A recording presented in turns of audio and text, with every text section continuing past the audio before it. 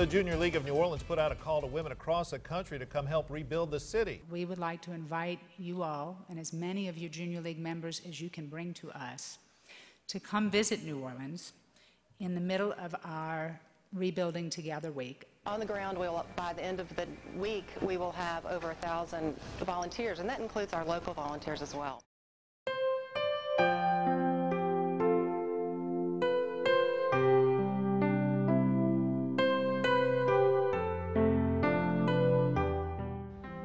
It's been over a year since Hurricane Katrina, but New Orleans still needs so much help.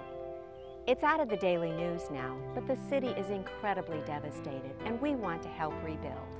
I know I speak for all Junior Leagues when I say how committed we are to helping New Orleans and its citizens get back on their feet. Well, your eyewitness tour gave you a glimpse into the real truth. The fact that in many of our neighborhoods there are still holes in the ground and holes in the souls. And you've come to make a difference. Hundreds of thousands of homes were destroyed or heavily damaged in this storm. And projects like this, if one home in an area, in a neighborhood, is restored, it brings hope to that neighborhood. The Junior League has had a long-time presence in the city of New Orleans, in fact since 1923. We're particularly proud of our thrift shop, Bloomingdale's. For nearly 80 years, it's been important to the residents of New Orleans. We had to completely renovate after Katrina. The outpouring of support has been fabulous, and it didn't just start with this project. The Junior Leagues have done so much since the storm.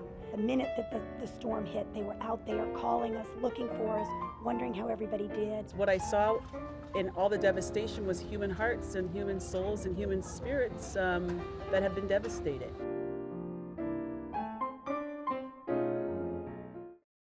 As you can see, we're working on close to 25 houses in this flood-devastated neighborhood, and each house has its own story. Each owner has their own memories that they're trying to recapture.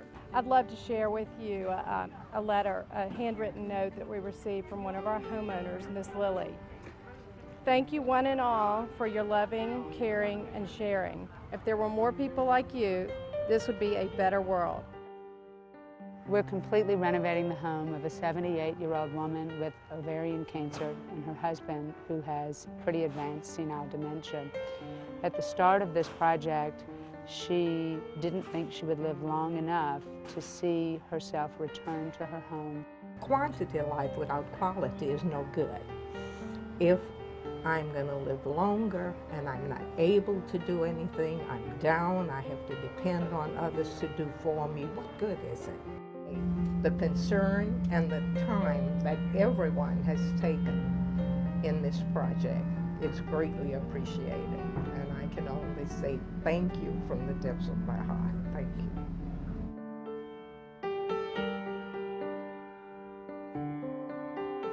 City Park flooded, and they have no dollars. They've gone from 250 employees down to 23 employees. And a lot of the neighborhoods around here flooded. They're living in a FEMA trailer in front of their gutted home.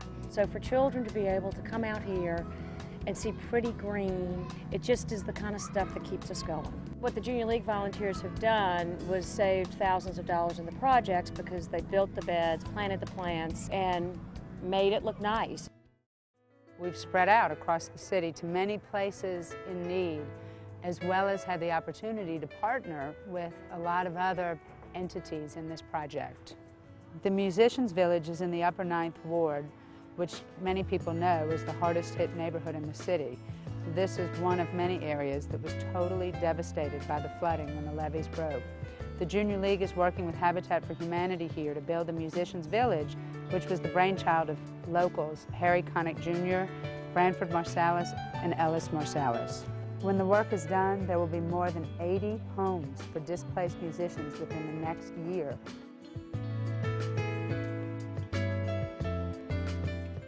It's not just the big projects that are meaningful to our people. Sometimes it's those unique local places that form the heart of our community. Willie Mae is a 90-year-old lady who's been running her restaurant for her entire life. It started out as a cafe, and now it makes the best fried chicken in all of Louisiana. Thanks to the Junior League ladies that came down to help this old lady. I can't thank you enough. I really appreciate it. If anything I can ever do for you, come back and let me know. I'll fry you some chicken. It's not about one organization doing one thing. It's about a lot of organizations doing the same thing together. And the Association of Junior League International and the Red Cross Pilot Project is just going to be wonderful. We need you to tell the story that you saw, that you are now eyewitnesses, and that you have made this commitment to be the agent for change and hope for the 200,000 folks who are still not here. As our time here in New Orleans comes to an end, we realize that the work here will continue for a very long time. Seeing the devastation firsthand is something none of us will ever forget. We are proud to have been a part of helping the city of New Orleans rebuild. Junior Leagues don't just talk about making a difference, it's what we do every day. Mary Harriman, the founder of the Junior League movement, said, "We have the responsibility to act and the opportunity to conscientiously act to affect the environment around us." We are truly living her words in New Orleans as we rebuild this week. And just bless you. Thank you from the bottom of my heart. The Junior League of New Orleans would be nowhere without all of you.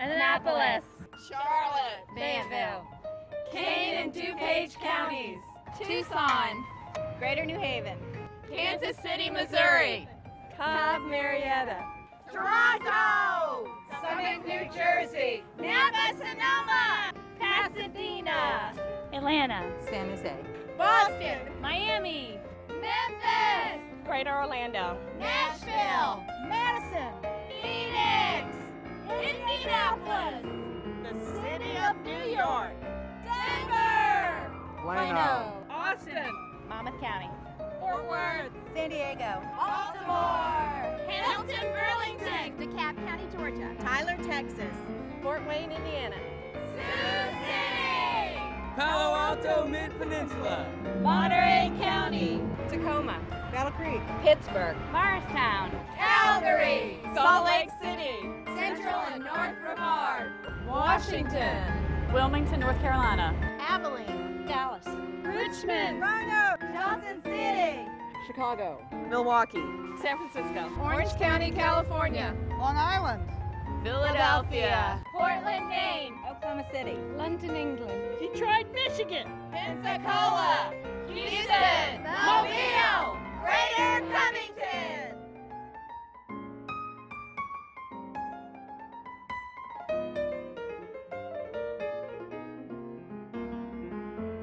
New Orleans. They came and they're here and it's been great. And we're just so thankful.